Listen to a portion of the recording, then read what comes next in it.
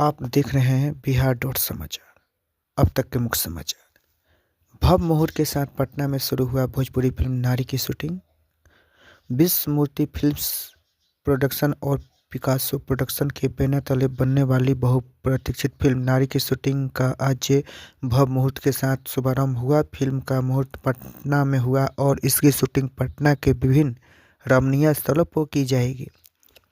इस फिल्म के निर्माता संजय पांडे हैं, जबकि लेखक और निर्देशक सोमभूषण श्रीवास्तव हैं। फिल्म सामाजिक मुद्दों पर आधारित होगी और इसे महिलाओं के संघर्ष और उनकी सशक्तिकरण यात्रा को चित्रित करने के लिए खास तौर पर तैयार किया गया है।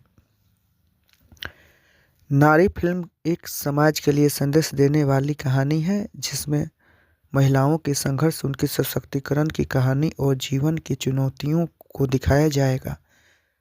निर्माता संजय पांडे ने बताया कि इस फिल्म का उद्देश्य मनोरंजन के साथ साथ सामाजिक जागरूकता बढ़ाना भी है। निर्देशक सोमभूषण श्रीवास्तव ने कहा कि फिल्म की कहानी हर वर्ग के दर्शकों को पसंद आएगी।